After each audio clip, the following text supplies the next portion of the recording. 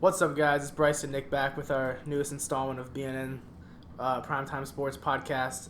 Today we're taking a step away from NBA, surprisingly, and we're getting into fighting and boxing and such, and we brought our friend Romeo in because he's kind of an expert and we don't know shit. So, Romeo, thanks for coming. No problem. Thanks for having me, guys. I really appreciate it. Okay, so we'll just get right into it, not waste any time. McGregor and Mayweather. Absolutely. I mean, it's a crazy fight. It's a fight for the ages. I personally think Mayweather's going to win. I don't think he's going to knock him out. I think it's going to go to the cards. It's going to go to the judges. Mm-hmm. He's probably going to win by points because I feel like that's what he normally does. Yeah, that's how Mayweather fights. I mean, he has 26 knockouts, but I'm not really that caught up on his career. I'm more into MMA than boxing personally. Yeah. But I feel those 26 knockouts were towards the beginning of his career. I mean, he started his boxing career in 1987. Not a lot of people realize that. Yeah. Conor McGregor wasn't even born when he started his boxing career. And that's what's crazy. So, I mean, those 26 knockouts, I mean, those were early. Yeah. Early knockouts. And I don't think, I mean, you know, a lot of people are saying McGregor has a puncher's chance. I mean, you know, he might have a puncher's chance against a guy who's just going to stand in front of him and slug it out all night. But, I mean, Floyd is a defensive boxer. That's how he gets his points. Works on his footwork. He gets out of the way. He stays to the side. He cuts at an angle. However, one thing that's going to be tough, McGregor is used to cutting angles in a cage that has 8 sides. Yeah. Floyd is only used to 4. So I don't know. I mean, McGregor, you know, he's pretty sly. He's pretty slinky. He moves how he wants to move, and not a lot of people tell him how to move. Another thing is the reach advantage. I mean, Floyd, in his last 10 fights, he's had at least a 2-inch reach advantage on all of his opponents. That's not the case anymore. McGregor's a little bit of a monkey. I mean, he's 5'9", but has a 6'4" wingspan. Right. That's crazy. And a lot of people don't realize that McGregor, I mean, he's only 5'9", but he's a big guy. His hands are big. His shoulders are big. I mean, his thighs are huge. He generates a lot of power. He has broad shoulders, big hands. I mean, he even said it himself, my fist is the size of Floyd's head. I mean, you know, that's a little bit of an exaggeration, Yeah, but I mean, Floyd is a slender build. He's a little bit of a petite guy. He doesn't have huge hulking shoulders. He doesn't have a thick neck like Mike Tyson. I mean, he's only 5'8", and that's pretty small.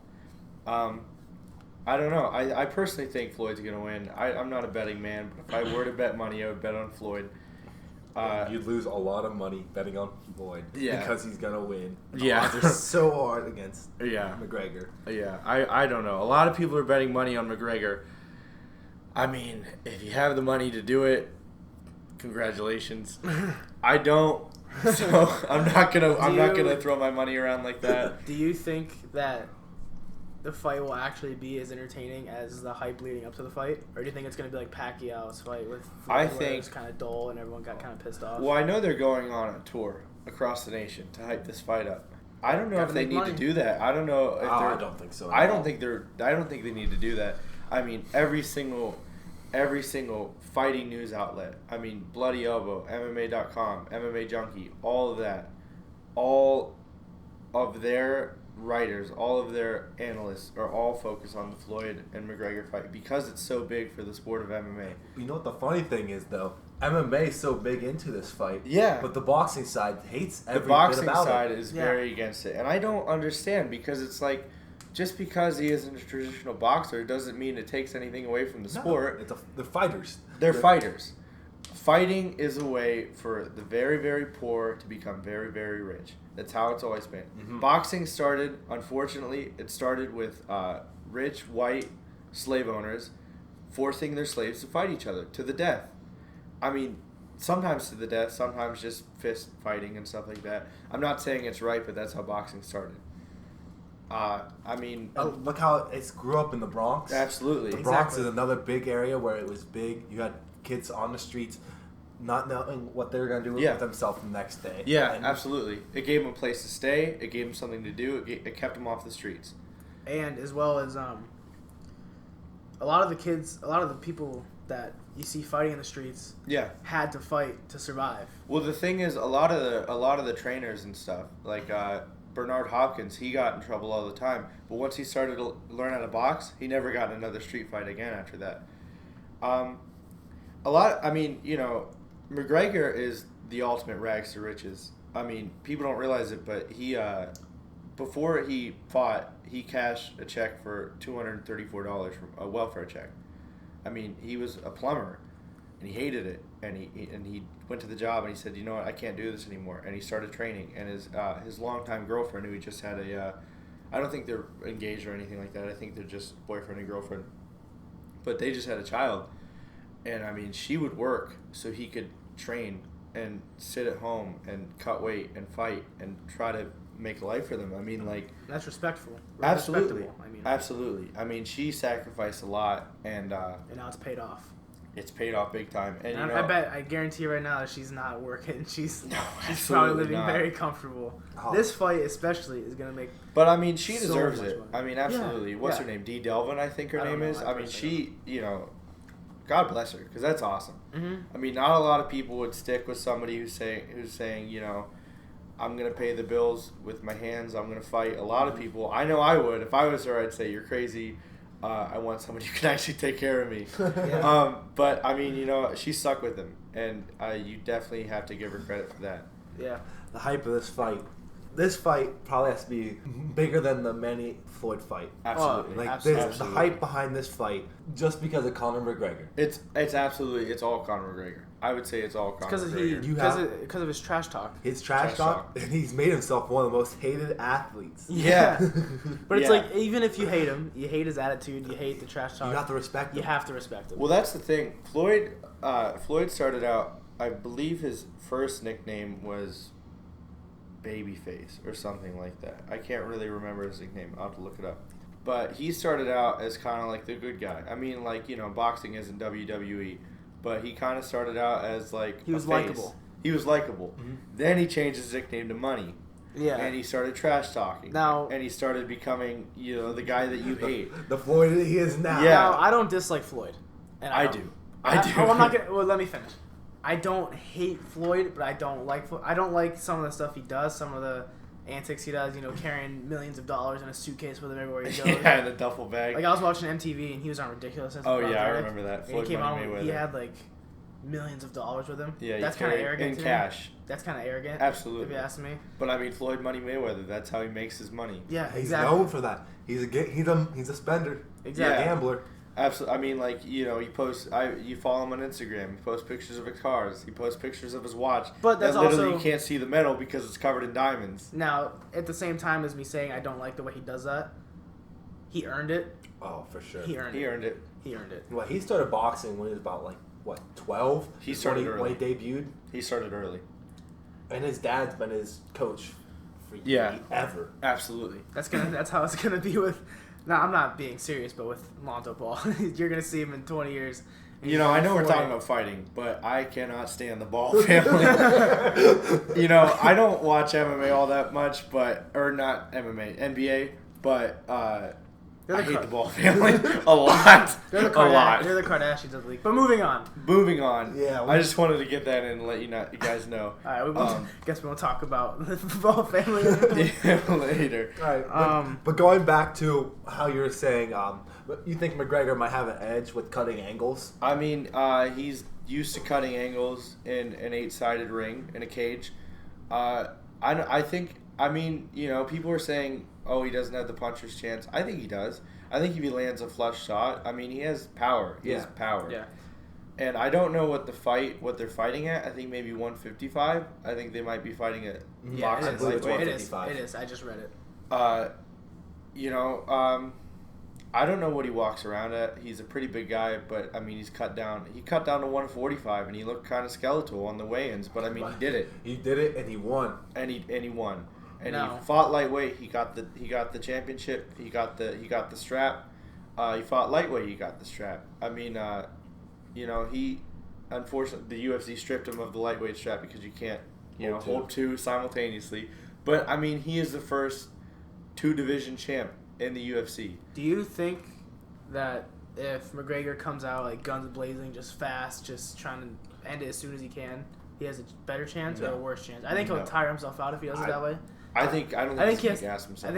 I'm saying if he comes out attempting to just make it as fast as he can, he will. No, he needs. I think he's going to play Floyd's game. I think he's going to. No, he can't play Floyd's game. He can't play Floyd's game. If he plays Floyd's game, he's going to lose. I'm not saying he's going to let Floyd do whatever he wants, but I think if Floyd tries to get him to come faster, he's going to... If he tries to play Floyd's game and be the defensive fighter and be the fighter that's going to win on points, he's not going to win. No, Floyd's been doing this for years. There's no way. Either he knocks Floyd out or he loses. There's no two ways around here's it. where it's a double negative because you're saying that he doesn't have a chance.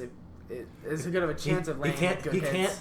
He can't push the tempo so hard. How the hell is he gonna fight this fight? He needs to. It's gonna be hard. It's gonna be hard. Because he's playing against probably one of the greatest boxers ever, but he's probably the best defensive boxer. I'm not even trying to defend him. I'm just trying to prove the point that this fight is insanely hard. But what you're saying is, it's different. If he tries to play Floyd's game, either he knocks Floyd out or he loses. That's my personal opinion, and I don't think it's gonna change. Either he knocks Floyd out or he loses. There's no way that he could. What are the odds you think he knocks him out?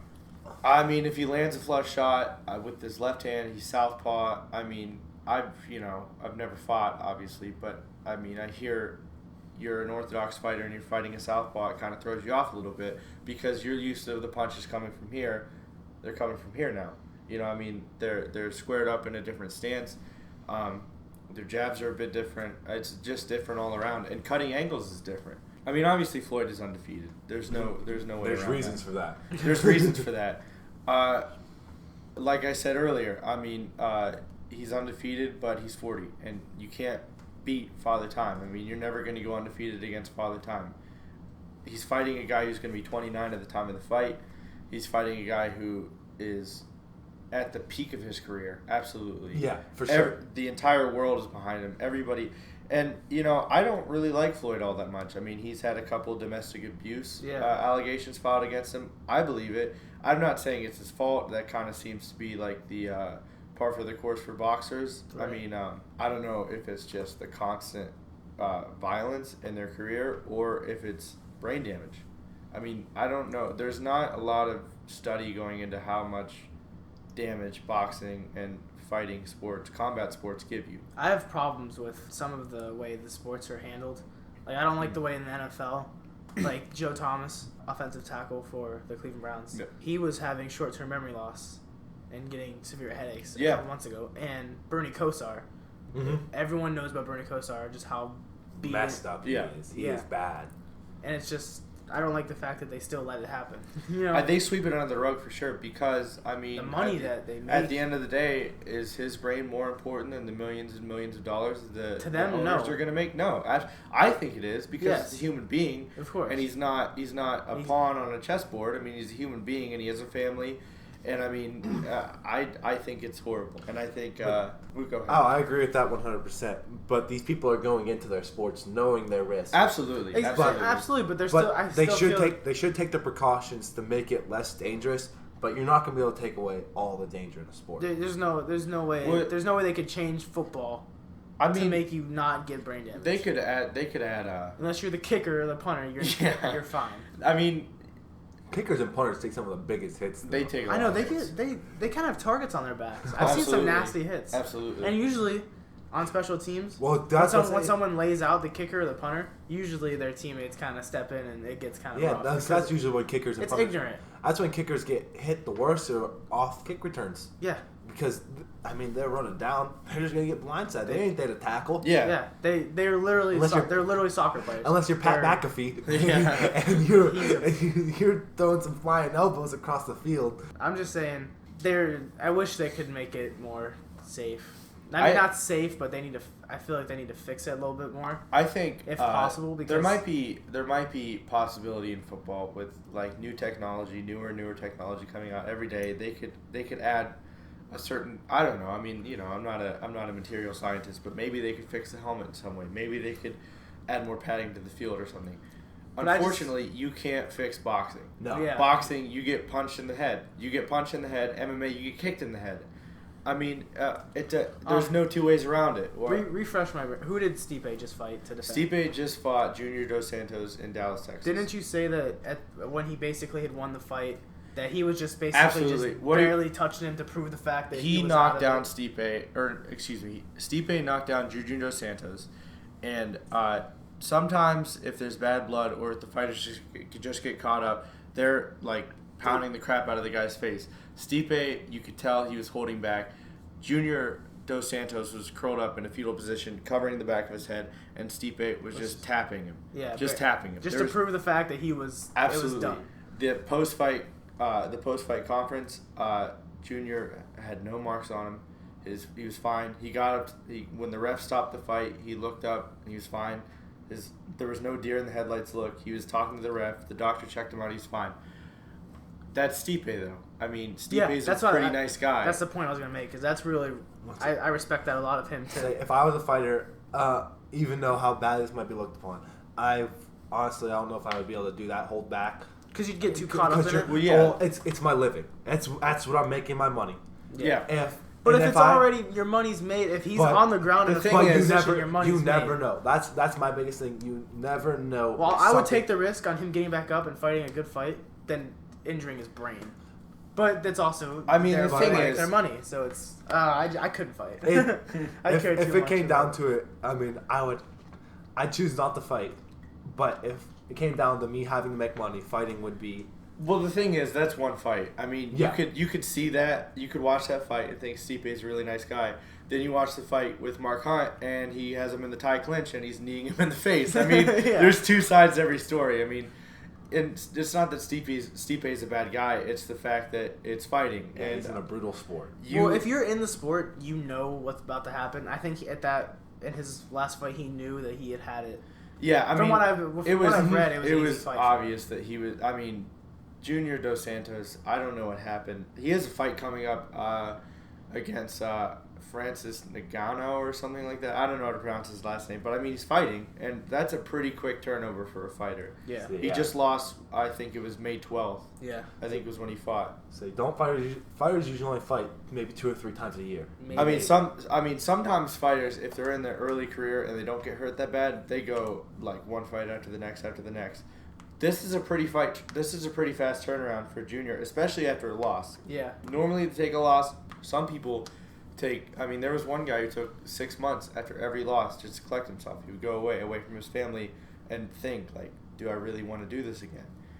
I mean, I've trained some, and it's not fun. I mean, like, last time I was at Griffinroll, Jason Dent's place. I mean, this guy, I fought a really big guy. He was about 6'2", probably like 275, and he was tough. I mean, I won. I mean, it wasn't a fight. It was kind of just like ground rolling. Then I fought a different guy, and I mean, he got me in a couple positions that weren't fun. I mean, it's uncomfortable. If you're being held against your will in a position that you don't want to be in. No one likes that. No one likes being held against your will. And absolutely, and I felt it when I was there, and I couldn't get out. And I mean, eventually I got out, but there was thoughts going through my head. Why did I wake up at 7 o'clock on a Saturday morning to come get beat up by a guy that was half my size? I mean, then you get out and you're like, this is the greatest. I love this so much. Once you get out and you're winning. But I mean, when you're losing, it's the worst thing. When you're winning, it's the best thing. When you're a fighter, you have to have a dog mentality. Absolutely. You have to have that. Yeah, I hate to lose more than I love to win. Absolutely. Exactly. When you're a fighter, I feel like, I'm sure they do this. I don't know because I'm not a fighter, obviously. But they don't. I feel like they don't even think about anything but putting your opponent in the dirt. I feel like they don't care about his. They don't care about his well-being. Yeah. His family. You have to think like that. Yeah. And they say like that's why people practice so crazily, because when you're in the cage or when you're in the ring or anything like that, you're not going to think, okay, this is what we did in training. I need to step to the left. I need to do this. Yeah. Muscle memory takes over at that point. Sure. You're not thinking. All you're doing is you're not thinking. You're just letting your body take over, and the moves that you practice 1,000 times take over. Yeah. Repetitiveness of the training is what absolutely that's what pays off. And that's why they train so crazily. Like you said, Romeo, Conor McGregor said, I don't love this. I'm crazy. He said, I'm not talented. I'm obsessed. Mm-hmm. You should see him. I mean, I saw him on a rowing machine, and his trainer had to hold down the rowing machine because he was like kicking it off the ground because he was going so hard. And that's what you said. You think he might gas out? I really don't think so. Yeah. So I think that will be his biggest problem is that he will gas out just because he's not used to the fighting style of boxing and how long boxing goes. Boxing's what, 15 rounds? I think they might fight at 12. I don't know when they're fighting. 12 rounds, but they're 2-minute rounds. 3-minute rounds. 3-minute rounds. 3-minute rounds, and UFC are usually 5-minute rounds.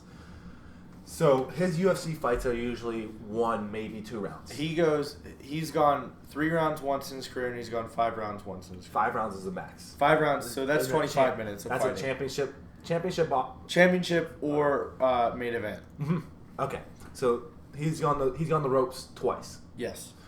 In most of Mayweather fights, he takes them all the way. Yeah, absolutely. So I think that's gonna be his biggest problem. Is early on, he's gonna try and take Floyd out of his step. Yeah. By taking Floyd out of his step, you have to push his tempo a little bit. Yeah. Not too much, because if you push it too much, that's what Floyd wants. He wants you to gas early. Absolutely. So you need to speed him up and get him back down. And you need to bring him back. He needs to control the pace of the fight. He needs to take control, and that's what's going to be hard. That's the hardest thing to do with Floyd Exactly. because he plays defensive. Yeah, he takes control of the fight, and it's very hard to take control from him. Yeah, But the thing is, Conor McGregor has such a work ethic, and he's such a go-getter. And he, the only thing that happens when people tell him he can't do it is he wants to do it even more. Mm-hmm. He wants to prove people wrong. he fights all the time, like 24/7. His life is with a chip on his shoulder. Well, not only that, but he's earned it. For sure. He's before he fought, like 2 weeks before he fought in the UFC, he collected a check for $234 or something like that. Welfare check. Yeah. And his girlfriend, put in the time and helped him out. I don't think Conor McGregor is going to gas. I really don't. When's the fight? August 26th. August 26th, and at the T-Mobile Arena. They're trying to move it to MGM Grand, I believe. I believe that it was at first booked for the MGM Grand, but that's a smaller venue, and I think there was also problems with Ice Cube's Big 3 basketball tournament that he has. Is they had they had that arena booked. Is it at T-Mobile? Was his at T-Mobile's arena? I think his was at T-Mobile Arena. I think they might have switched. I think Ice Cube's a fairly cooperative man. I also think Ice Cube's kind of big into that boxing fight. I think he's a big. He is, but his Big 3 league has been a hit. Oh, it's been huge. Mm-hmm. So I'm sure he would cooperate. And a lot of the rappers get into boxing. Like a lot of the African American music stars, like Mary J. Blige. She's not a rapper. She's an R&B singer. She is very, very, very into boxing. It's who you always see on the sidelines. Sidelines on the ringside. Ringside. But you also have to look where they're growing up to. They're usually bigger inner city. Yeah, she's from the Bronx. That's where boxing is big. Yeah, bigger inner city. Where boxing, like you said, boxing is big in inner city.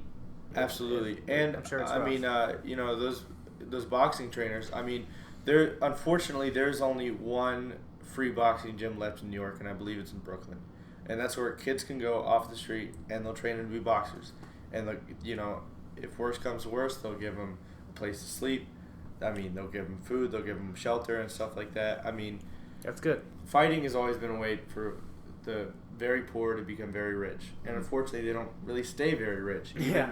Evander Holyfield, who wasn't a screw up. He wasn't. He's a really, really strong Christian, and not that religion matters, but it helps if you have faith in anything. It doesn't have to be Christianity. It could be Buddhism. If you have faith in something, it's going to ground you, and it's going to show you that even though you might have $400 million in your bank account and you have all kinds of things, you could snap your fingers and anything will show up in your lap. It'll show you that just because you think you're good, there's always something higher than you. There's a higher power. Not that matters all the time. Sometimes it's just you need a good moral compass. My point of that is even Evander Holyfield ended up broke. It doesn't matter. Unfortunately, I saw a statistic 2 years after an NFL player retires, they're broke. Yeah. I'd say most athletes after they retire are broke because when they have money, they live beyond. They live beyond their means because they never had money before. Yeah. You have kids that are coming out of poor areas, Akron, never had Cleveland, the Bronx, areas worse than that. Yeah. Yeah, absolutely. Yeah, there's way worse. Detroit, The thing is, they're rich, but they're living paycheck to paycheck, and that's what a lot of people don't realize. They might be getting a $60 million paycheck, but it's still paycheck to paycheck because they have crazy things and they have to pay taxes, and they have to pay income taxes and property taxes and all You that cut kind of that stuff. paycheck, it stops coming. Yeah, you cut that paycheck off, that's like chopping a tree. It all comes falling down. Yeah, but I guess I was getting to earlier. I believe the NBA. The NBA is becoming very good in helping their players. Yeah, absolutely. They help them with where to spend money, Yeah. and how to finance their money while they have money. Yeah. So they can live off that money for a longer time. Which is revolutionary. Mm-hmm. And that's one thing that, I believe the NBA has a players union, They right? do, Yeah. and they take care of all their Same with players. the NFL. The NFL doesn't. They think they do, but I don't think it's as big. It's not the same. The NBA is pretty much the epitome of Yeah, the players absolutely. union. They take care of all their athletes, and they help them medically, financially, and all of this other stuff that these more contact sports aren't doing. Yeah. Baseball's another very good Yeah. players union. Yeah. And unfortunately, boxing doesn't have a union. UFC doesn't have a union. I mean, It's these kinda guys are on their own. Yeah, it's an on. You're not with a team. You're not with a program. And unfortunately, boxing is a breeding ground for trainers and for the higher ups of it to take advantage of the less fortunate fighters. I watched Mike Tyson's Undisputed Truth, and he mentioned about how Don King gave him an accountant. Yes. Don King Don lives King right down the was- road from us. Yeah, Don King was his promoter. Yes, and his trainer and all Also, that kind of stuff. Kind of took advantage of him. He took advantage of him all the way. He said, "Mike, don't you worry. I got the best accountants in the world. I'll hook you up. You don't need to worry about it." And so Mike trusted him. And Because Mike was just a kid. Mike was a kid at the time. And so then, he starts to run out of money. He's wondering, what's the deal? Why am I running out of money if your accountants are taking care of it? So he hires a real accountant. And that real accountant starts to, dig through the books a little bit, kind of turn over some stones, and finds out that Don King is screwing Mike Tyson out of all kinds of money. They're in the books, written down.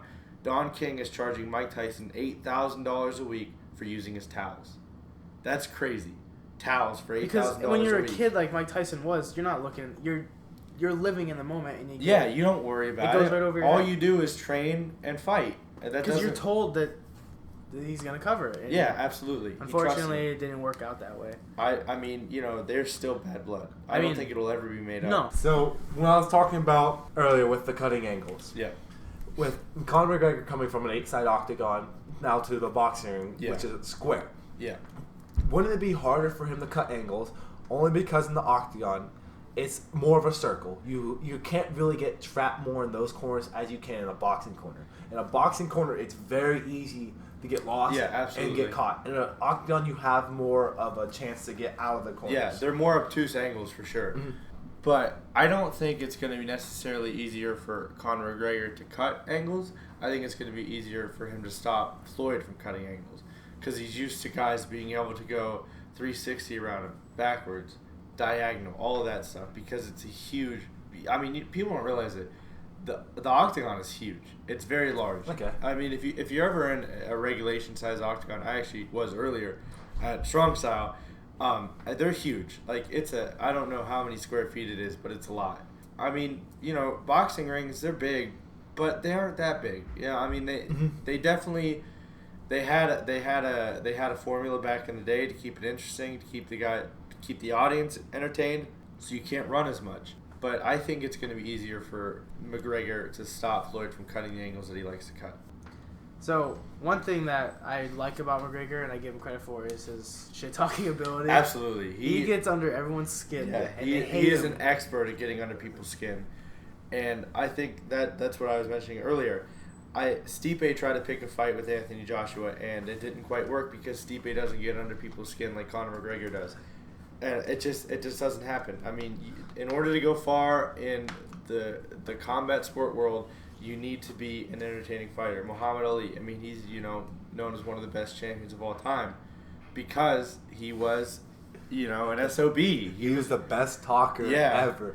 He could talk for hours about how bad the other guy was and how bad he was going to beat him. Because, he might not have believed it all the time. He probably did because he kind of needed a little bit of cockiness to be good. But, it didn't matter if he believed it. He made you believe it. And that's for sure. He made his opponent believe it because he had the kind of trash talk that kept guys up at night. Maybe that made them think, maybe I'm not as good as I thought I was. Maybe he is better than me. Maybe he is going to do this. And all you need to do is find one thing. And if you see the guy, I heard this said before. If you see the guy do something bad, if you're watching tape and you see the guy, do something and he does it a lot, call it out. It's going to make him think about it and it's going to make him do it in the fight. The second you start to think, maybe I should just, boom, you're done. Yeah. It's when it ends for you. You got that hesitation. Exactly. If they throw a punch and they drop their hands out of the punch, call it out. Yeah, they're going to be like, they're going to think about, oh man, I need to keep my hands up. But they're going to think thinking too much during the fight. They're going to think, he noticed that. And I need to be extra careful about that. And if you think I need to be extra careful about that, bam, you're done. And that's as soon as you get in the fight and you start overthinking everything, and you're trying to process what you want to do, and it's not as much muscle memory. Yeah.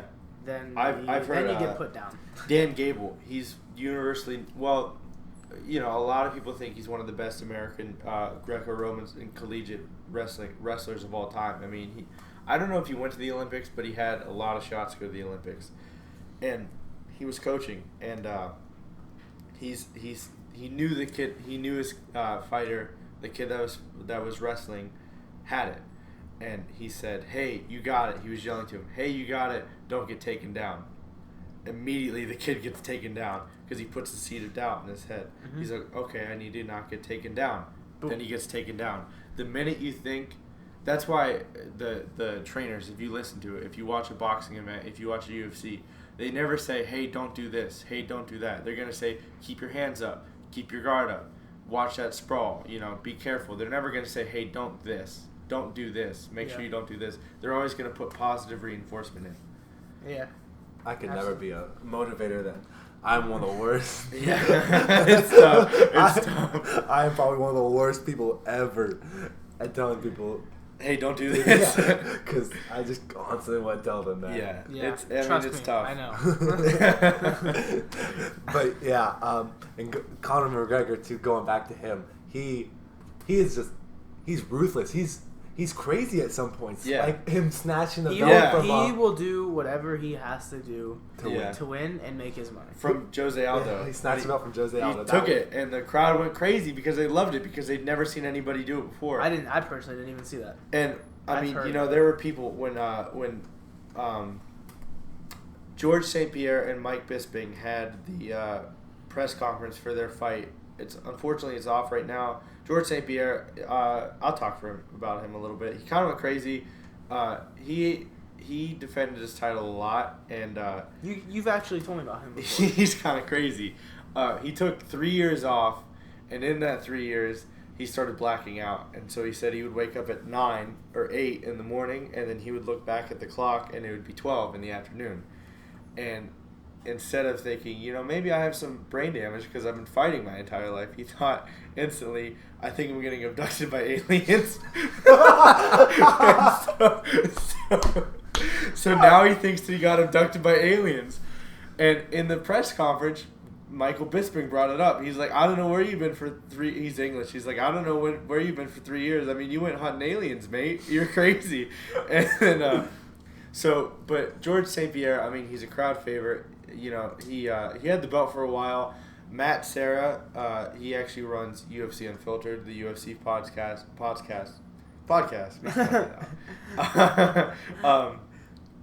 He runs the UFC podcast, and he fought George St. Pierre and took the belt from him for one fight. Then they rematched in Quebec, Canada, which is where George St. Pierre is from, and the entire crowd was chanting F you Sarah, but they weren't saying F. They were saying the F word. And so that was tough. And he immediately lost the belt, obviously. I don't know who could fight in those conditions. But anyway, during the press conference, Michael Bisping showed up late, and his belt was sitting on the table. And George St. Pierre, I don't know if it was like some type of homage to Conor McGregor, but he went over and acted like he was going to take the belt from the table. He didn't, but he acted like he was going to. And, would he have thought to do that if Conor McGregor didn't do it beforehand? Mm-hmm. Probably not. I mean, Conor, you know, you think about it, it's pretty disrespectful to take somebody's belt. Does Conor McGregor care? No, because in his mind, that's his belt. Yeah, I mean, you know, he was telling Jose Aldo, hey, shine that belt for me. I want it shiny when it's mine. And, you know, there was a fight. He said, hey, shine the belt one more time. And, I mean, then they hauled him away because he's crazy. I mean, you know, who else is going to say that to the reigning defending champion, hey, shine my belt for me when it's that belt? I mean, it's crazy. He's a crazy guy. Another thing, McGregor is one flashy person. Yes. He shows up in first, bright colors. Because he's showing coats, off the fact. He's showing off the fact that he earned it. $50,000 watches. Okay, I wouldn't go that far. Yeah, but that's what he has. No, dude. I'm saying I personally. Oh no, I wouldn't go that far. I would not go out. I'd wear jeans and a t-shirt personally and have a nice house. But I mean, you know, I guess it's better. It's easier said than done. I mean, but the thing is, Floyd Money Mayweather is the same way. I mean, somebody asked him, like they're gonna offer you like, I think somebody said like $500,000 for the fight. And he stuck out his arm and said, "You see this watch? It's $200,000." And then he rolled out the window. I mean, that's the kind of guy he is. He wasn't going to fight for $100 million. Yeah. How much is he accepting? 175 and then $100 million for Conor McGregor, or is it more than that? I don't know the numbers on it, but I haven't seen how they're going to split it. All we know is Mayweather is definitely taking the higher chip if he wins. Absolutely. Mayweather, just like in the Pacquiao Mayweather fight. No matter even if Pacquiao won, Mayweather was taking more money than Pacquiao was. Yeah, absolutely. And that's how it's going to be this way. I mean, Mayweather gets his money. Yeah, exactly. Absolutely. It's in the name. He's going to get his money. There's no two ways around it. Exactly. I don't know. I think it's crazy. I think it's definitely going to be crazy. Definitely. It's most definitely going to be probably the most interesting fight ever. Oh, it's absolutely. Because he's coming out of his territory, stepping into someone else's ring. It's the first crossover fight ever. And he's so confident. They're both very confident. If you would be able to tell if someone was talking all the big game, and you would tell if they're a little nervous. Well, the thing is, so confident. Floyd Mayweather, I don't know if he's playing coy or what, but he just posted a video on his Instagram, and it said, "I'm not the fighter that I was 20 years ago. I'm not the fighter that I was 10 years ago. I'm not even the fighter that I was 5 years ago." He said something along the lines of, "I'm just an old man trying to box," or something like that.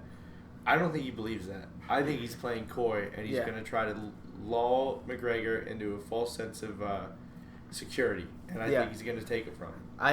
Did you see that there was a picture posted online of McGregor in his gym, and it was like a really elaborate painting. There's a big mural of McGregor punching Floyd in the face. Yeah, they started a new kind of, the UFC does a thing called Embedded, where it kind of takes you into the lives of the fighters before a UFC event, and they're kind of doing that with McGregor with it's called I Am Boxing, and I mean, you know, he's calling himself Ghosty, and he said, like, he's posting videos of him like bobbing and weaving and like saying like Ghosty gonna get you and stuff like that, and like, I mean, he you know, you tell him to be an MMA fighter, he's an MMA fighter. You tell him to be a boxer, he's a boxer. He's a chameleon.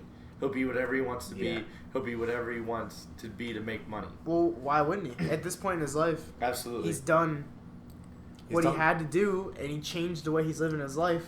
Because he thought that, man, I'm going to try to work my tail off and get that prize. Yeah, and it worked. And he's done something no other fighter has ever done. So why taking two belts? Yeah, that alone. So why would he? And he's going to be the first crossover fight. I mean, he's breaking so many records. So yeah, why would he think, man, maybe I should slow up, or maybe I'm a little over my head? I mean, everything he's been doing is working. Because Conor McGregor, even, you know, he's a stubborn guy. Oh, for sure. He's not going to second guess himself. I mean, even if it wasn't working, he would say, you know what, I'm just going to do me, and then if it works, it works. If it doesn't, you know, I had fun. The thing is, the biggest question that is on everyone's minds is, if Conor McGregor makes $100 million boxing, what's going to make him go back to the UFC, where the fight purse is, you know, at the most maybe like $3 million. the UFC, I mean, It's new. It's only what 20-ish years old. I think it started. I think in they started in 90s. '93. Yeah. Early '93. But it didn't get big until what? And that was when '93 was when it was an octagon in a parking lot. Yeah. And the events were in a parking lot. Yeah, and it didn't start getting any kind of momentum until what, early 2000s? Early 2000s when Chuck, the Iceman Liddell, and Randy Couture were fighting. I mean, that was when light heavyweight was the biggest division in UFC, because Chuck Liddell was there and Randy Couture was there, and then you had Anderson Spider Silva and those early guys. Now, I mean, the light heavyweight has Johnny Bones Jones, who he's fighting what's his name, DC Daniel Cormier, UFC 214, I believe, maybe 215. I don't really know, but I mean, the light heavyweight, and you have Alexander Gustafsson. There's 3 big guys in the light heavyweight division. It used to be the biggest division in the UFC. I mean, it goes up and down, and there's talk of adding more weight divisions and stuff. Everything comes into its own, but I don't know if it's true. I don't know how much you can count on the integrity of what Dana White says, but he claims that Conor McGregor called him or came to him and said, after the Floyd fight, I want to fight Khabib Nurmagomedov in Russia. And Khabib Nurmagomedov, he's a pretty tough name. He's undefeated. He has 24-0. He's 24-0 in MMA. He's from Dagestan, Russia. And, I mean, he's the number 1 lightweight contender. And stepping into his hometown. Yeah, I mean, it's MMA. It's not going to be a boxing fight. But, I mean, is that true? Or is Dana White kind of trying to cover his own butt with people when people ask, hey, is Conor McGregor going to come back? I mean, who would come back after they made $100 million? Yeah. The thing is, Conor McGregor is one of those guys who lives beyond his means. Mm. I mean, can he afford to never go back to fighting? Because, I mean, he has a Rolls Royce. He has a Rolls Royce with Notorious painted on the front. I mean, that's a lot of money. Mm. It's not like he did that himself. He has crazy watches. He has all kinds of clothing. Yeah. Can he afford to step away forever? Going back to John Bones Jones, do you believe John Bones Jones, if he wouldn't have had all these cocaine doing? Yeah. Did he say Cormier the first time? He told Cormier. He said, "I beat you after a weekend of cocaine." Yeah. Do you believe if he wouldn't have been a drug addict as bad as what he was? Yeah. He was believed to be the greatest pound for pound fighter in the UFC. Yeah, he was. I believe he was the greatest pound for pound for a while, which is tough because he's heavy. He's heavy. Normally, he fought 205. I mean, that's a step under heavyweight. Normally, guys who fight that big, Stipe is number 4 pound for pound. I believe Daniel Cormier is number 3 pound for pound. I mean, it's pretty tough to be number 1 when you're a light heavyweight. Obviously, Demetrius Johnson is number 1 pound for pound. He's flyweight. He fights at 125. I mean, that's tiny. That is small. He's 5'3". That's crazy. Miss Prishak's 5'3", so that's tiny. I mean, it's ridiculous, and I don't know. It's definitely crazy. As much as I would like to see McGregor pull off a crazy upset victory and take it, I don't think it's very likely. I think it'll go the full distance, and I think Mayweather will pull it out easily. I don't know about unanimous, but I guess we'll just have to wait August 26th. August 26th, T-Mobile Arena. And we will see. As of right now. Bryce, Mike's yours. I think it's definitely going to go the distance. Mayweather fights way too defensive. Most of his fights later on in his career have gone the distance. But it's going to be unanimous decision. Mayweather definitely knows how to fight this way. Cavs in 7. I believe, I believe what Nick said. I would love it to see McGregor pull it out because I really can't stand Floyd Mayweather. And while McGregor might be a trash talker and he might be a jerk, he's never been a wife beater, and that just really doesn't sit well with me. I mean, if you're the pound for pound king of boxing, I mean, you have 49 fights.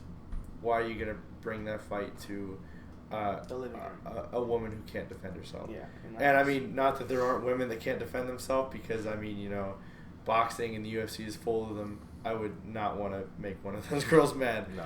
But I think it's going to go the distance. I think it's going to be a unanimous decision, and I think Floyd Money Mayweather Jr. is going to take it.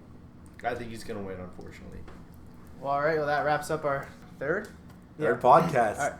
Happy to be here. Third time's a charm. Third time is a charm. Thank you, Romeo, for coming on. It was a blast having you. I guarantee your views are going to skyrocket the minute people hear my voice. So we paid him $39 million to be here and a few meet and greets. I want that in cash, please. Yeah, absolutely. Again, every Tuesday and Friday, and possibly a random day in between, like we kind of did yesterday. We'll just, as news comes, we'll try. If something big comes around, we'll get it out to you guys as soon as possible. If it's important enough, we'll stop and, our crazy I don't know lives. anything about NBA, but, I mean, if you guys want me around again, I would love to. Ooh, Romeo's trying to get back on. He's already trying to get back on. Listen, sign a max contract. I'm definitely trying to get back on because I love this. Okay. And even though you guys paid me to be here, I'd love to be back on. All right. Thank you guys very much for watching. Be sure to drop a comment if you want, and subscribe if you enjoyed, and have a great day.